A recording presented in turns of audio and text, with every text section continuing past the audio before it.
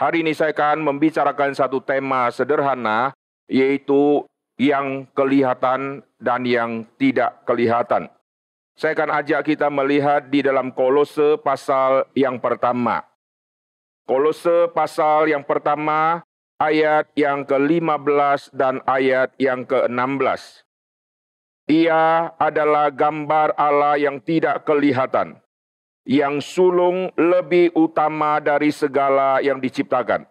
Karena di dalam Dialah telah diciptakan segala sesuatu yang ada di sorga dan yang ada di bumi, yang kelihatan dan yang tidak kelihatan. Baik singgasana maupun kerajaan, baik pemerintah maupun penguasa, segala sesuatu diciptakan oleh Dia dan untuk Dia. Di sini muncul tema yang kelihatan dan yang tidak kelihatan. Di dalam hidup kita, kita ada di dalam dunia yang kelihatan. Dunia yang kelihatan di dalam Alkitab dibagi di dalam 3 wilayah. Wilayah yang pertama adalah wilayah langit, wilayah dunia ciptaan, yang kedua adalah wilayah darat, wilayah ciptaan Tuhan, yang ketiga adalah dunia air. Inilah pembagian wilayah yang kelihatan. Dunia langit, dunia darat, dan dunia air. Ini muncul di Kejadian pasal 1 ayat ke-28. Tuhan perintahkan manusia untuk menguasai yang ada di langit, yang ada di darat, dan yang ada di bawah air itu. Tidak ada wilayah yang lain lagi. Ini namanya dunia kelihatan, yaitu dunia ciptaan. Di dalam dunia ciptaan, ada yang kita bisa lihat, dan terlalu banyak yang kita tidak bisa lihat. Karena mata manusia sangat terbatas, dunia yang terlihat ini, dunia langit, dunia darat, dan dunia air, yang kita bisa lihat hanya sedikit item saja.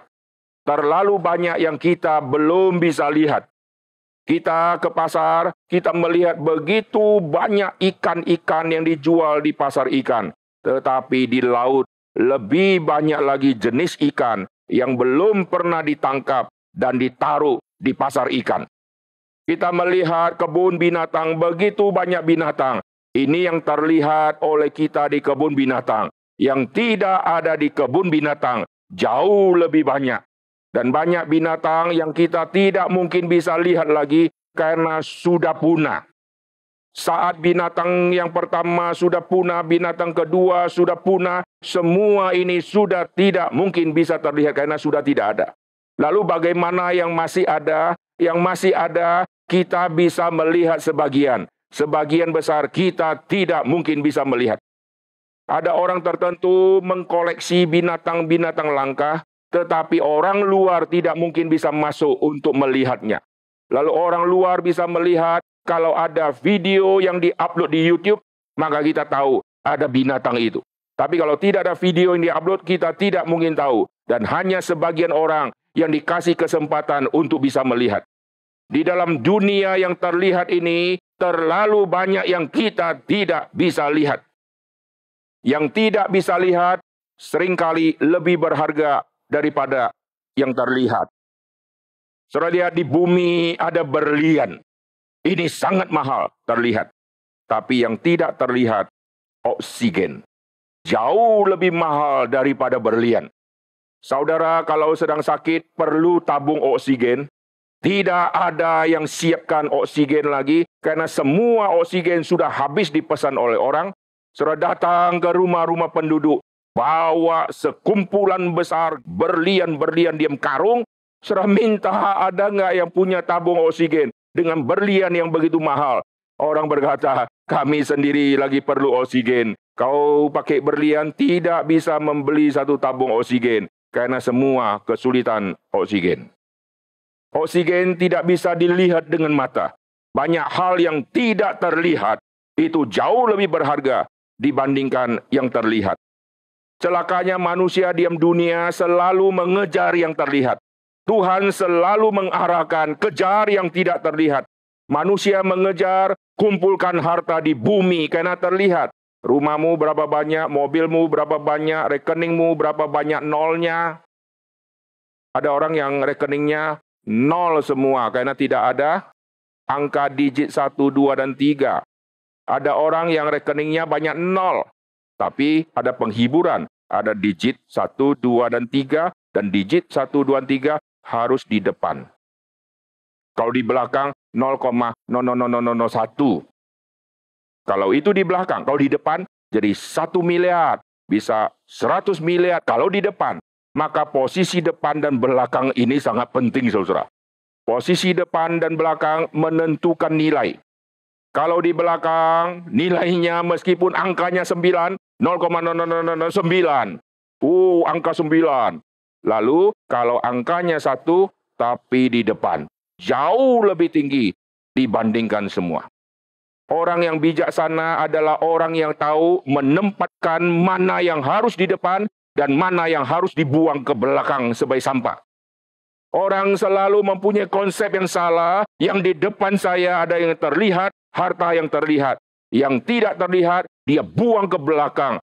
Tuhan Yesus mengajarkan, arahkan hatimu untuk mengumpulkan harta yang tidak terlihat. Karena itu jauh lebih berharga dibandingkan yang terlihat. Semua yang terlihat akan habis. Yang tidak terlihat itu disiapkan untuk kita semua. Sekarang kita kembali ke dalam dunia yang terlihat ini. Tuhan minta manusia menguasai semua yang terlihat ini. Tugas manusia sangat berat, menguasai semua. Bagaimana kita bisa menguasai semua ciptaan, padahal di dunia ciptaan ada yang kita tidak bisa lihat. Tuhan selalu kasih tugas yang tidak masuk akal. Tuhan kalau kasih tugas selalu tidak masuk akal. Adam dan Hawa penuhi bumi, tidak masuk akal. Adam dan Hawa penuhi taman, masuk akal. Adam dan Hawa lihat taman kecil, penuhi taman, gampang. Penuhi bumi, sampai hari ini bumi masih belum penuh. Saudara pergi ke Kalimantan, masih banyak tanah kosong. Kalau Adam hidup sampai hari ini, stres dia. Sudah terlalu lama, bumi masih belum penuh-penuh. Sampai berapa lama aku menunggu sampai bumi penuh? Tugas yang sangat berat. Orang percaya diutus seperti domba ke tengah serigala. Ini semua tindakan yang tidak masuk akal. Kau dikirim seperti anak domba ke tengah-tengah anak domba yang lain. Wah, enak saudara. Ke tengah-tengah serigala. Belum sempat ngomong sudah dicabik-cabik habis. Kau memenuhi bumi. Pergilah, jadikan semua bangsa muridku. Tidak masuk akal. Jadikan satu suku kecil muridku. Amin. Masuk akal. Tugas yang Tuhan kasih selalu melampaui yang kita pikirkan. Barang siapa yang menolak semua yang Tuhan berikan yang berat, saudara belum mengerti cara kerja Tuhan. Kau harus menguasai dunia ciptaan. Menguasai berarti saya harus lihat. Ternyata banyak yang saya tidak bisa lihat. Tuhan sengaja kasih seperti itu supaya manusia sadar dengan kepintaranmu. Kau kira kau bisa menguasai, kau tidak mungkin bisa menguasai. Karena kau harus kembali kepada Sang Pencipta semua yang terlihat. Di dalam kitab Kolose dikatakan segala sesuatu diciptakan oleh Dia. Kristus yang harus menjadi porosnya. Jikalau kita menguasai dunia ciptaan, tanpa ada penguasa dunia ciptaan, tanpa ada Kristus yang menguasai semua itu, maka kita pasti gagal.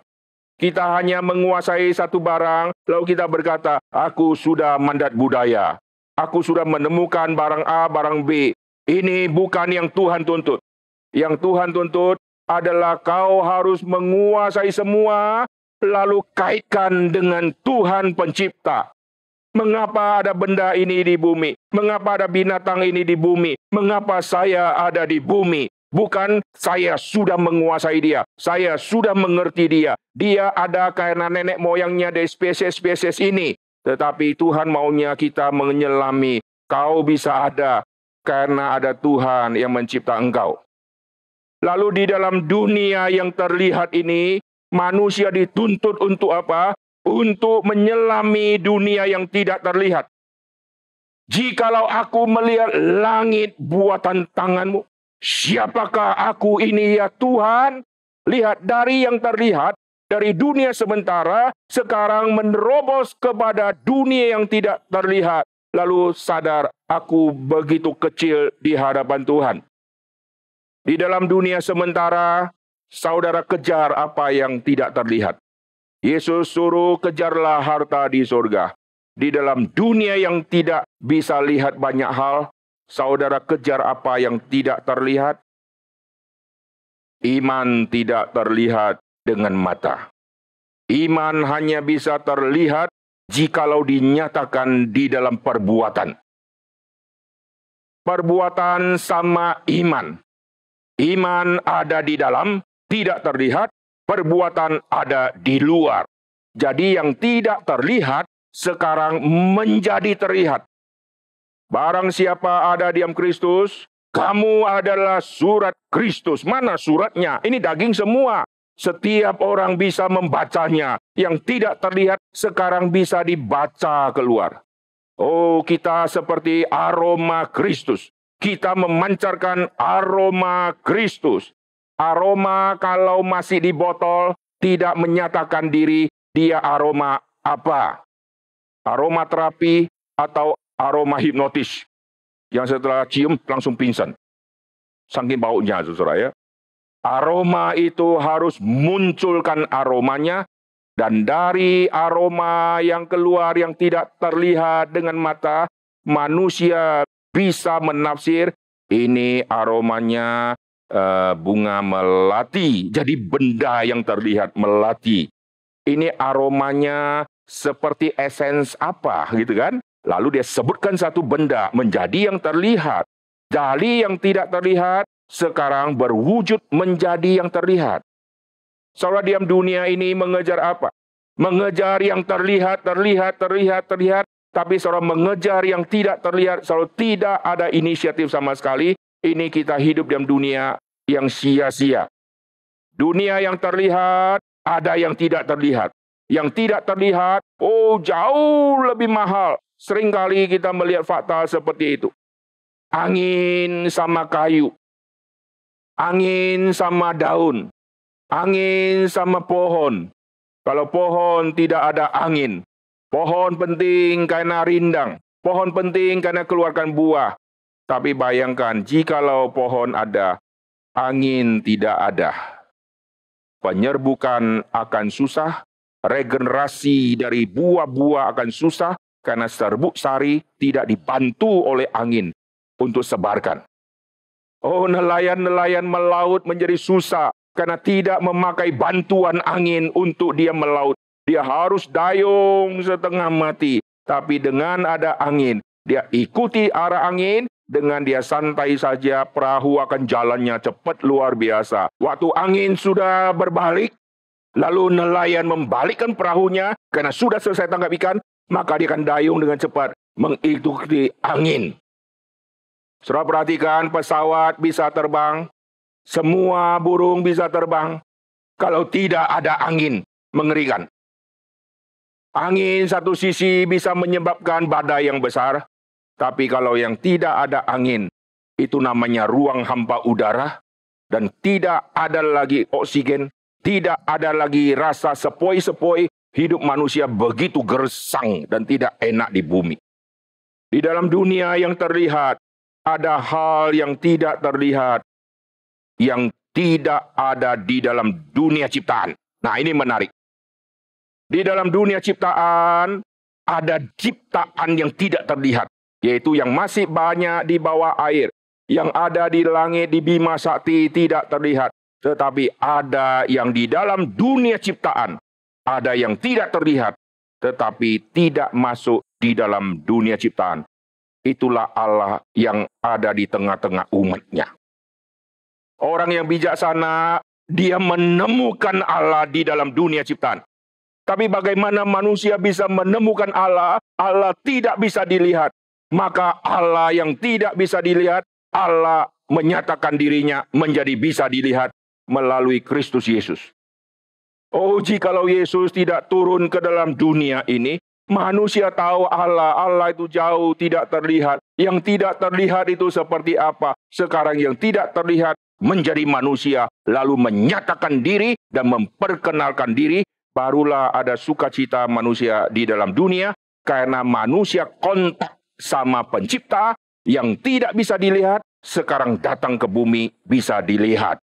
Maka orang yang ada di dalam Kristus, dia mengalami hal yang sangat berbahagia. Di dalam dunia ciptaan ada yang terlihat dan ada yang tidak terlihat, tetapi dia bisa mendapatkan satu rahasia dan yang paling berharga, yaitu yang tidak terlihat yang ada di dalam dunia ciptaan. Orang sekarang kalau suruh percaya Yesus, Yesus sudah naik ke surga, sudah tidak terlihat.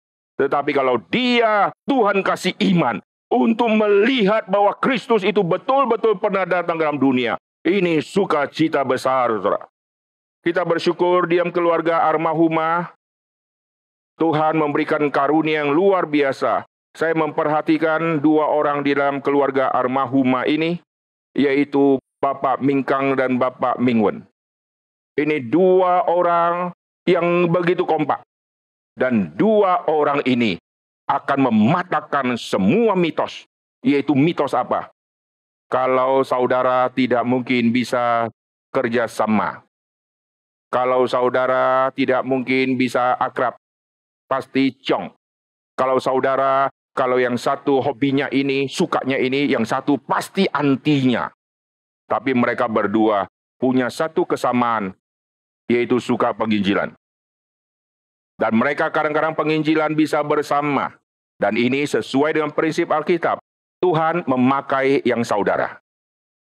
Tuhan memakai Musa. Tuhan pakai Harun, saudara. Oh, kalau saudara laki-laki sama laki-laki tidak bisa kerjasama. Tuhan juga pakai yang Miriam. Lalu, maka karena saudara, maka ribut mereka.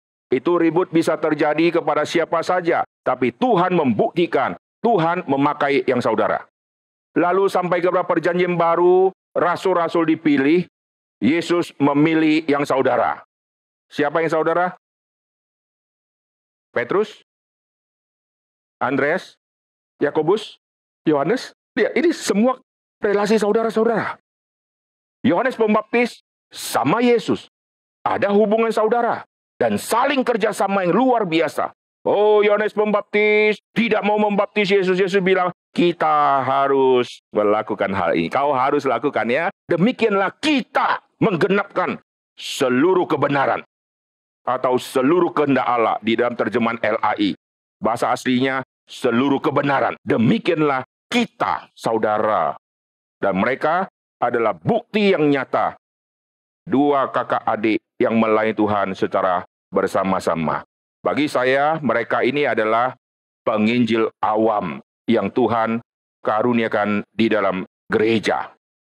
Nah, sekarang kita akan kembali ke sini. Yang tidak terlihat, yaitu Allah, sekarang menjadi terlihat dan memperkenalkan diri. Barulah kita bisa ketemu sama Tuhan. Kalau Tuhan tidak menyatakan diri, Tuhan tidak datang ke bumi, kita mau cari Tuhan, cari di mana? Dia tidak terlihat. Maka diam kekristenan bukan kau yang cari aku yang cari engkau. Bukan kau yang menemukan aku yang menemukan kamu, karena kamu yang terhilang. Kita tidak boleh berkata, di manakah engkau Tuhan? Tuhan yang berkata, di manakah engkau Adam? Karena kita yang terhilang. Maka Tuhan tanya kita. Kalau kita tanya Tuhan, di manakah engkau Tuhan? Berarti Tuhan terhilang. Tuhan tidak pernah terhilang. Maka orang berbahagia menemukan yang tidak terlihat di dalam dunia ciptaan, dan yang tidak terlihat itu tidak ada yang dicipta di dalam dirinya. Dia adalah Allah pencipta. Maka puji Tuhan kita mempunyai iman yang berbeda dengan semua agama manapun. Yaitu iman kita kepada yang tidak terlihat, yang transenden, dan imanen.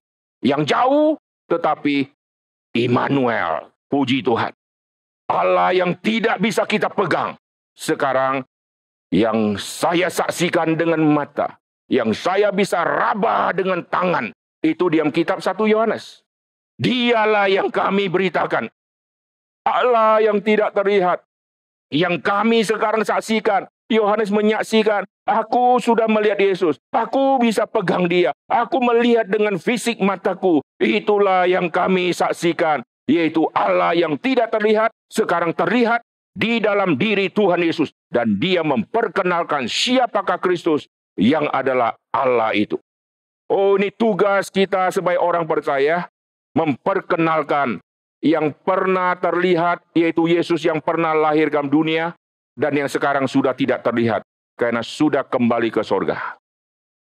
Tugas kita memperkenalkan yang dulu pernah terlihat, yang dulu pernah muncul di Golgota, yang dulu pernah muncul di Bethlehem, di Nazaret. Ini semua sudah pernah terjadi.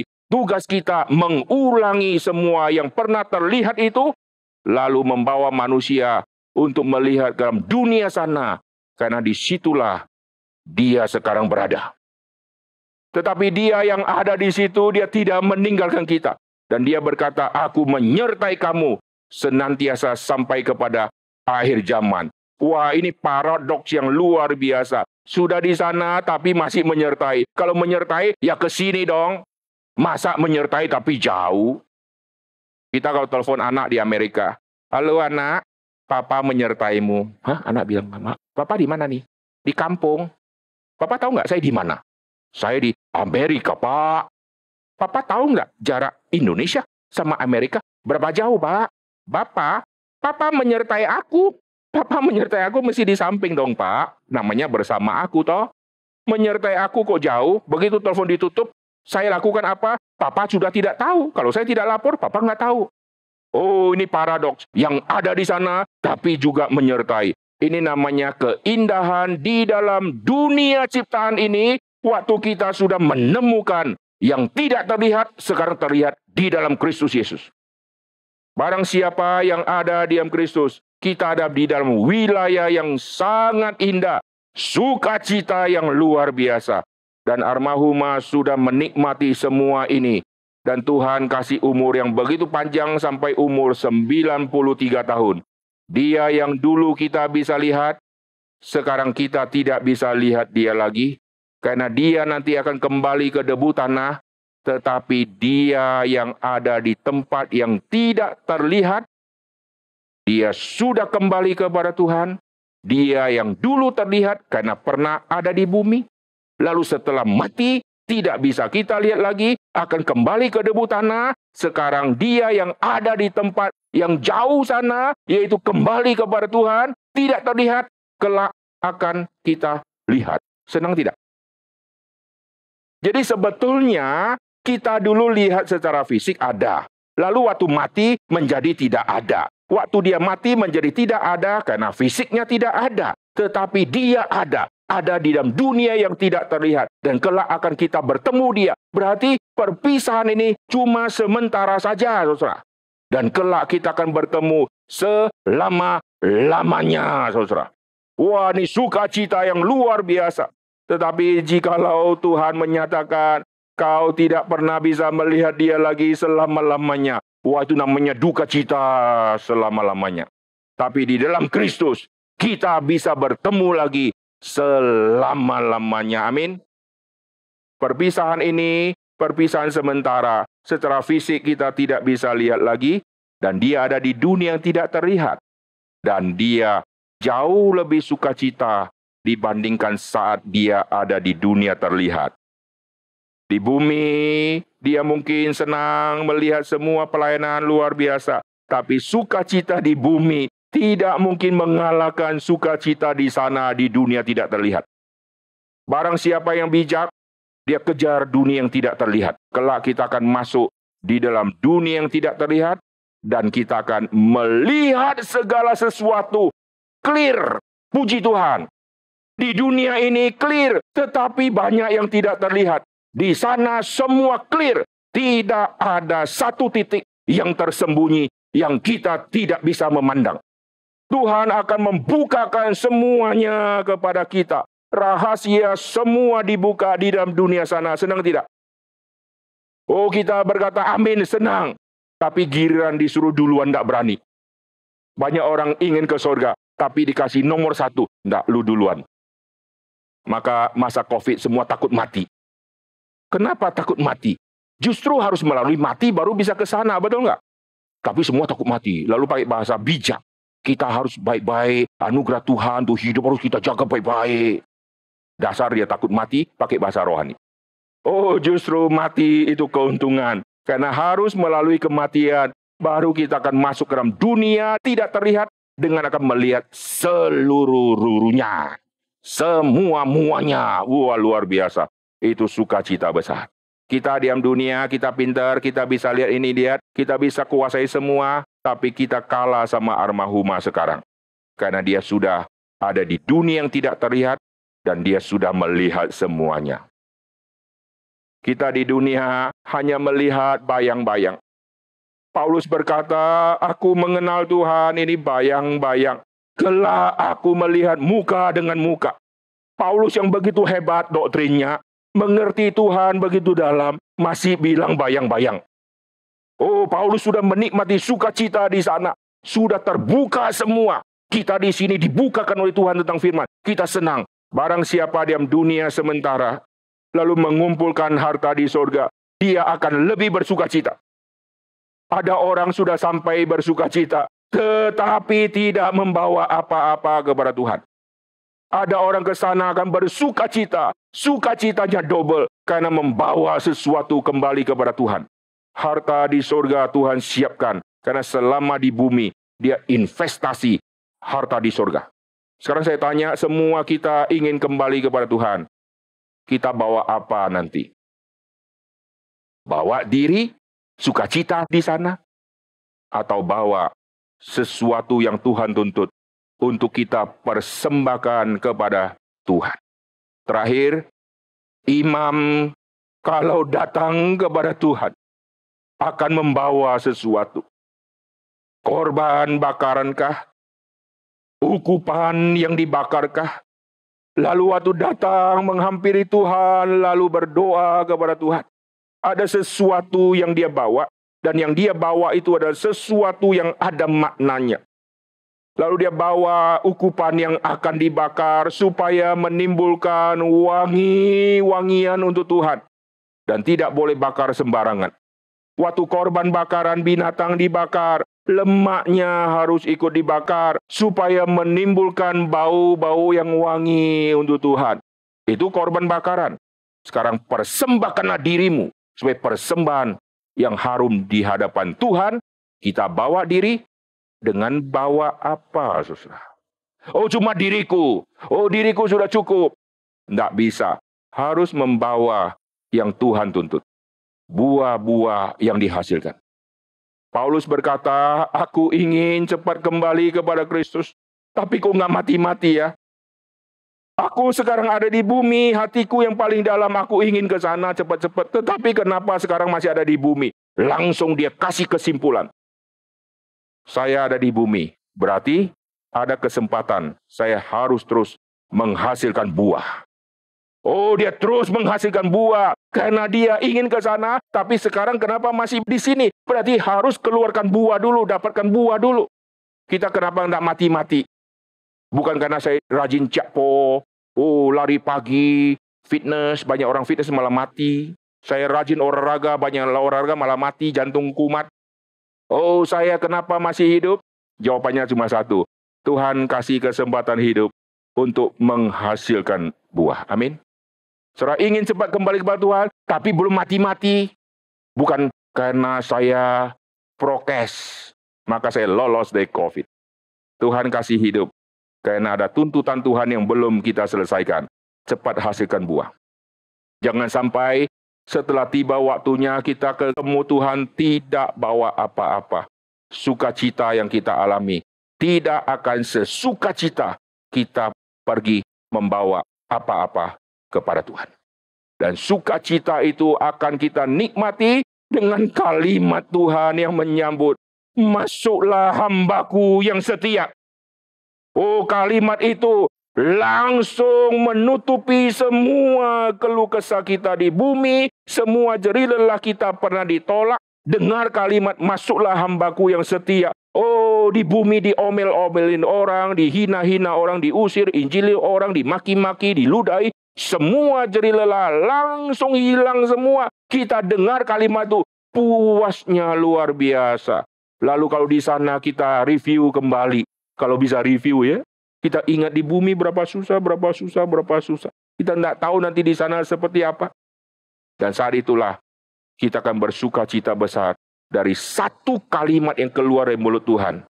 Semua duka cita kita di bumi, keringat air mata kita di bumi, semuanya langsung dihapus dengan kalimat yang sangat menteduhkan hati kita. Bayangkan kalau Tuhan berkata, keluarlah engkau. Waduh, cilaka saudara ya. Tidak boleh masuk. Tempatmu bukan di sini. Wah, bukan berarti kita sudah masuk, lalu salah masuk. Tidak, saudara. Saya hanya pakai bahasa kontekstual supaya kita mengerti bagaimana nanti terjadi di sana. Kalau kita sudah sampai ke sana, Tuhan bilang, tempatmu bukan sini, tempatmu di sana. Waduh, malunya itu luar biasa. Tuhan, bukankah aku di bumi sudah bernubuat demi namamu? Tuhan, bukankah aku sudah mengusir setan demi namamu? Bukankah aku sudah melakukan banyak mujizat demi namamu?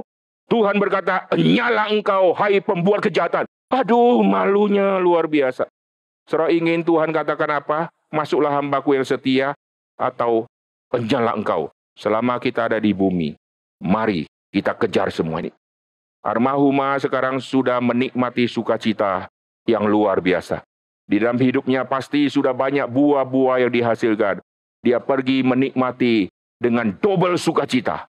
Dan kita tidak tahu kalimat pertama Tuhan katakan kepada beliau seperti apa. Kalau Tuhan katakan kepada beliau, masuklah hambaku yang setia. Sukacitanya double-double, triple-triple, yang tidak pernah terduga lagi. Kelak kita akan menyaksikan semua. Dan Tuhan akan singkapkan kepada kita semua. Mari kita berdoa. Bapa di dalam surga, kami berterima kasih untuk hari ini. Kami bersyukur melalui kehidupan almarhumah. Tuhan sudah memimpin hidupnya sampai hari ini. Banyak orang tidak bisa mencapai umur 70. Banyak yang tidak mencapai umur 80 tahun.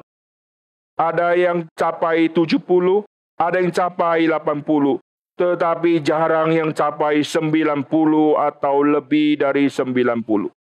Tetapi Tuhan berbelas kasihan memberikan umur yang begitu panjang. Untuk dia masih menghasilkan buah. Dan sampai waktunya tiba, Tuhan sudah memanggil almarhumah. Dan dia sudah menikmati hal yang terindah. Di bumi dia percaya kepada Kristus yang dulu pernah terlihat di bumi. Dan sekarang dia sudah melihat secara langsung Allah yang pernah menyelamatkan dia. Kami bersyukur untuk semua yang Tuhan sudah nyatakan di dalam iman kekristenan melalui Alkitab. Dan hamba-Mu berdoa untuk setiap kami yang masih ada di bumi.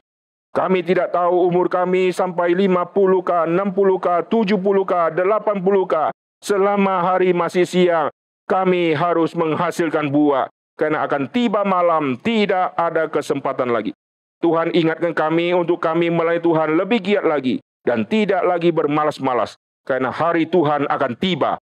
Kami semua akan dijemput pulang ketemu sama Tuhan. Terima kasih Tuhan, hiburkanlah keluarga yang ditinggalkan. Dan kuatkanlah setiap kami. Dalam nama Tuhan Yesus kami berdoa. Amin.